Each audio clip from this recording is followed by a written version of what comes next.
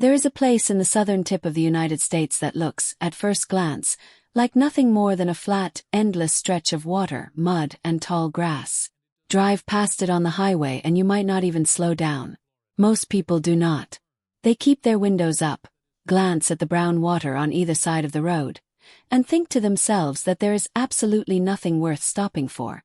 But those people are wrong in a way that is almost impossible to overstate, because what sits beneath those still waters and between those waving reeds is one of the most valuable and complex natural machines ever assembled on this planet. The Florida Everglades is not just a swamp. It is a living, breathing, multi-billion-dollar engine that keeps millions of people alive, shields entire cities from catastrophic flooding, and supports one of the most intricate webs of life found anywhere on Earth. And for the last 3 decades, something from the other side of the world has been tearing it apart from the inside out. The numbers attached to this ecosystem are staggering enough to stop anyone in their tracks. Recent assessments from 2025 and 2026 have placed the annual economic value of the Florida Everglades at over $31 billion. That is not the value of the land itself. That is the value of the work it does every single year, for free without anyone asking it to. Beneath the surface of the swamp lies an enormous underground reservoir of freshwater called the Biscayne Aquifer. More than 8 million Florida residents draw their drinking water from this source every single day. The Everglades acts as the filter and the refill system for that aquifer simultaneously. Rain falls, the swamp absorbs it, cleans it through layers of soil and rock, and slowly pushes it back into the ground where it becomes the tap water in homes across Miami, Fort Lauderdale, and dozens of other cities. If that natural filtration system were ever replaced by man-made infrastructure, the cost would be astronomically beyond what any government could realistically fund. Then there is the storm protection. Florida sits in the direct path of Atlantic hurricanes, and these storms do not knock gently. They arrive with walls of water and wind speeds that can flatten buildings in minutes. The Everglades absorbs the surge. When a major hurricane pushes water inland, the vast wetlands slow the wave, spread the volume, and bleed the energy from the storm before it reaches populated neighborhoods. Scientists have calculated that this flood buffer function alone provides roughly $8 billion in annual protection value. Remove the Everglades, and you remove the single largest natural barrier standing between coastal cities and total devastation during major storm events. Add in the tourism revenue, the recreational fishing industry, the wildlife research dollars, and the carbon storage the swamp provides, and the $31 billion figure actually starts to feel conservative. This extraordinary system was not built overnight. It took thousands of years of slow geological and ecological development to create the perfectly calibrated balance that once defined this landscape. Massive flocks of wood storks and roseate spoonbills would rise from the water in pink and white clouds so dense they blocked the sun. Alligators moved through their designated channels, keeping the waterways clear and open. Otters, raccoons, bobcats, marsh rabbits, and foxes filled every corner of the ecosystem with life and noise. Everything had a role. Everything fed into something else. It was a machine with no wasted parts, running smoothly for millennia until human interference began chipping away at its edges. But even all of that human interference could not have prepared the Everglades for what came next, because what came next did not arrive through legislation or development. It arrived on the wind of one of the most powerful hurricanes in American history. The year 1992 is remembered in Florida primarily for the destruction brought by Hurricane Andrew, a Category 5 storm that ripped through the southern part of the state with winds exceeding 165 miles per hour. The damage was almost incomprehensible. Entire neighborhoods were reduced to splinters. Families lost everything in minutes. The recovery effort took years and cost billions. But tucked inside that disaster was a second catastrophe that no news crew covered and no relief fund addressed. Near the boundary of the Everglades sat a large private facility that housed exotic reptiles from around the globe. When Andrew's winds tore through that structure, the walls came down like cardboard, and hundreds of Burmese pythons, each one a native of Southeast Asia and completely foreign to the American wilderness, slithered out into the dark, wet grass of the swamp and disappeared. The storm was only part of the story. Throughout the 1990s, the exotic pet trade was booming in ways that consumer protection laws had not yet caught up with. Baby Burmese pythons were sold at reptile shows across the country for as little as $10 each. They were small enough to sit in the palm of a hand and striking enough in appearance to attract thousands of buyers who had no idea what they were actually taking home. The problem revealed itself in stages. These snakes do not stay small. Within a few years, a cute $10 hatchling becomes a 12-foot-long 50-pound muscle with an appetite to match. Owners who had no business keeping apex predators in suburban homes began making the same fateful decision across South Florida. They drove to the edge of the swamp, opened their car doors, and released their snakes into the wild, convincing themselves they were doing the animals a favor by giving them freedom in a warm and watery landscape. What they were actually doing was loading a biological weapon directly into the heart of the most sensitive ecosystem in North America. The Everglades offered these snakes everything they could possibly need. Temperature was ideal, the water was plentiful, and the prey was abundant, naive, and completely unprepared for what was hunting it. Florida's native animals had spent their entire evolutionary history developing defenses against local predators. They knew the silhouette of a hawk and the splash of an alligator. They had no framework whatsoever for recognizing the threat posed by a snake that could remain motionless for days, hold its breath underwater for half an hour, and strike with enough force to subdue a full-grown deer. A single female Burmese python can produce nearly 100 eggs in a single breeding cycle, and with no natural predators waiting to thin the hatchling population, the survival rate was extraordinary. The swamp was quiet when it should have been loud. It was still when it should have been alive. And by the time anyone realized what that silence meant, the pythons had already won the first phase of the war. What followed is one of the most dramatic wildlife collapses ever documented in modern science. Researchers who drove systematically through the park to census wildlife returned with data that described not a struggling ecosystem but a vanished one. In the zones where pythons had been established the longest, raccoon populations had cratered by more than 99%. Opossum numbers had fallen by a nearly identical margin. Bobcats, which are agile and quick and not easy prey under normal circumstances, had declined by close to 90%. Marsh rabbits were functionally gone. Fox sightings had become so rare that they registered almost as noise in the data. The pythons were not just reducing the prey base. They were erasing it entirely, consuming animals faster than those populations could possibly reproduce. The Everglades, which had always been defined by the constant rustling chatter of small mammals moving through the underbrush, fell into a silence that scientists who had spent careers working there described as deeply unsettling. The implications of that silence stretched far beyond the immediate prey species. Small mammals are not just food for larger predators. They are the maintenance crew of the swamp. They spread seeds, control insect populations, aerate the soil, and keep dozens of secondary ecological processes functioning. Without them, the system begins to break down in ways that are not immediately visible but are irreversible over time. The pythons were not simply eating animals. They were dismantling the infrastructure of the ecosystem from the inside, and the damage was compounding with every passing breeding season. Florida's response to this crisis produced some of the most creative and, ultimately, most humbling wildlife management experiments in American history. The state launched public hunting competitions with cash prizes, drawing hundreds of enthusiastic participants into the swamp each year with snake tongs and determination. The results were instructive in the worst possible way.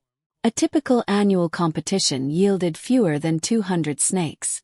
Set against a population estimated at somewhere near 300,000, those numbers represent a statistical rounding error. Professional hunters contracted by the state year-round have done considerably better, removing more than 20,000 snakes over several years, but even that sustained effort likely accounts for less than 10% of the total population. The snakes are simply too good at hiding, too widely distributed across millions of acres of roadless wilderness, and too prolific to be outpaced by human removal efforts alone. The technological attempts were equally sobering. Thermal drones, which have revolutionized search operations in other environments, are nearly useless against a cold-blooded animal in a warm swamp. The python's body temperature matches its surroundings so closely that it becomes invisible against the background radiation of the grass and water. Remote-controlled mechanical decoys designed to mimic prey animals failed to trigger any hunting response whatsoever, because pythons do not respond to visual cues the way warm-blooded predators do. They hunt through heat detection and chemical sensing, and no robot rabbit in existence produces the infrared signature of a living animal.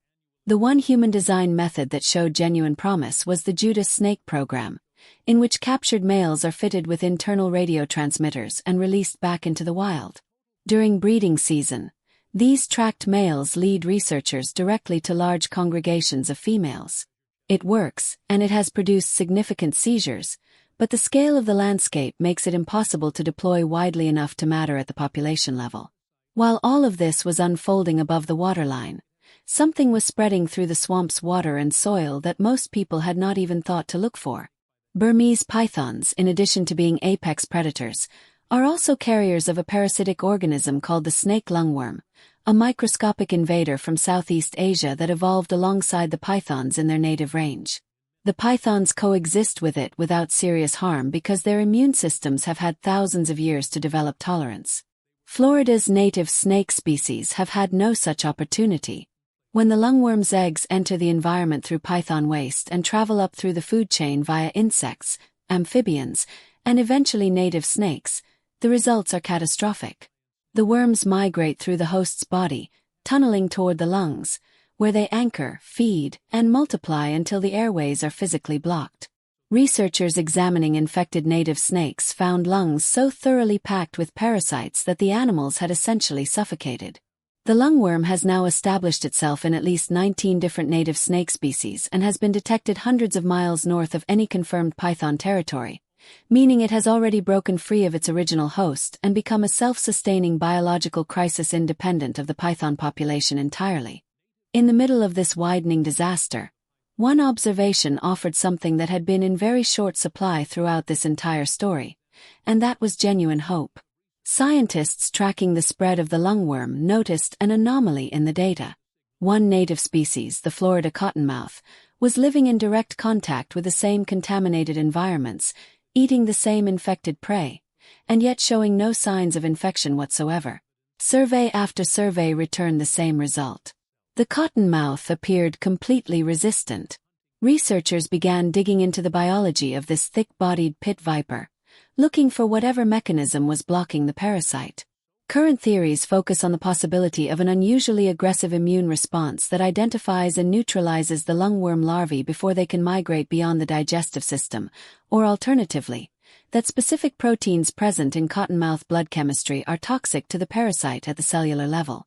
The answer has not yet been fully decoded, but the implication is profound. Nature may have already produced the blueprint for a biological countermeasure. Finding and replicating it could change everything. The other source of hope arrived not from a laboratory but from a forest preserve in the Florida Panhandle, where a trail camera captured something that wildlife biologists had been waiting decades to see. 2 eastern indigo snake hatchlings, not released by any conservation program but born wild in the restored pine forest, moved through the leaf litter in front of the lens. The eastern indigo is the longest native snake in North America. It reaches 9 feet in length. Its scales carry a blue-black sheen that looks almost metallic in direct sunlight. It is classified as an ophiophagus, meaning it specializes in hunting and consuming other snakes, and it does so with a directness and physical power that makes it uniquely suited to the challenge now facing the Everglades. Its skull is thickened specifically to absorb the violent thrashing of prey. Its jaw strength allows it to pin and incapacitate a snake before the fight can become a wrestling match, and it carries complete immunity to the venom of every rattlesnake and cottonmouth in the state. A predator that evolved over millions of years to eat snakes is now, for the first time in half a century, rebuilding its population in the wild. The indigo snake's absence from much of Florida was itself a human-made disaster. These animals depend on gopher tortoise burrows for shelter and thermoregulation, and as development consumed the longleaf pine forests that gopher tortoises call home, the tortoise disappeared and the indigo followed. Conservation efforts to replant native forests and protect tortoise populations have finally reached a threshold where the indigo is recovering on its own, without human intervention, which is the only kind of recovery that truly scales. As these animals breed and their range expands southward, They are moving toward a direct confrontation with the python population that has been decades in the making. Whether the indigo can function as a meaningful suppressor of python numbers at a landscape scale is still an open question, but it is the best biological candidate anyone has identified. Meanwhile, on the ground of the Everglades itself, the native animals that managed to survive the worst years of the invasion are beginning to show behavioral changes that would have seemed impossible to predict even 10 years ago. A trail camera tracking a large python named Loki by researchers captured footage that circulated widely through the wildlife science community. A bobcat weighing roughly 25 pounds, less than half the python's mass, had stalked the snake with a precision and patience that looked deliberate, waited for the exact moment when the python's body position made a counterattack impossible, and killed it cleanly. The bobcat then cached the carcass to return to later. This was not an accidental encounter. This was a learned hunting strategy, developed by an animal that had spent enough generations living alongside the invader to understand how it moves and where it is vulnerable. Alligators, which for years seemed to reach an uneasy détente with the pythons, are increasingly showing up in footage, actively hunting and consuming the snakes. Hawks and eagles have been photographed pulling juvenile pythons from the grass. The swamp is learning. What stands between Florida's current moment and the restoration of a functioning Everglades is a collision of three forces moving simultaneously across the same landscape. The indigo snake is pushing south. The python is expanding north and westward. And the lungworm is spreading in every direction faster than either of them, already saturating the ground that the indigo is headed toward. If the indigo shares the cottonmouth's mysterious resistance, the convergence could mark the beginning of a genuine turning point. If it does not, the animal most capable of suppressing the python population could be neutralized by a parasite before the two species ever meet in meaningful numbers. The Everglades restoration effort currently underway is the largest ecological engineering project in human history. Billions of dollars are being spent to tear out the drainage canals that altered the swamp's water flow for a century, to replant native vegetation, and to restore the natural sheet flow of water from Lake Okeechobee southward to Florida Bay. The physical infrastructure of the ecosystem is being rebuilt with a level of investment and intentionality that reflects just how much is at stake. But infrastructure without biology is just plumbing. The swamp needs its animals back, and that part of the recovery cannot be engineered. It can only be allowed to happen, supported by every conservation tool available, and watched with the careful attention it deserves. Every wild-born indigo hatchling photographed on a trail camera, every bobcat that successfully hunts a python twice its size, every cottonmouth that walks away from a lungworm exposure without a single worm in its lungs, represents a data point in an argument that nature is not finished with the Everglades. The system is damaged. Parts of it may be permanently altered. But it is not dead, and the evidence increasingly suggests that it is capable of reorganizing itself around new realities in ways that no human planning document anticipated. The $31 billion machine is battered and running rough, but it is still running. The question now is whether the forces working in its favor can outpace the forces working against it before the window for recovery closes entirely. The answer will be written in the grass and water of the Florida swamp over the next several years, one trail camera frame at a time.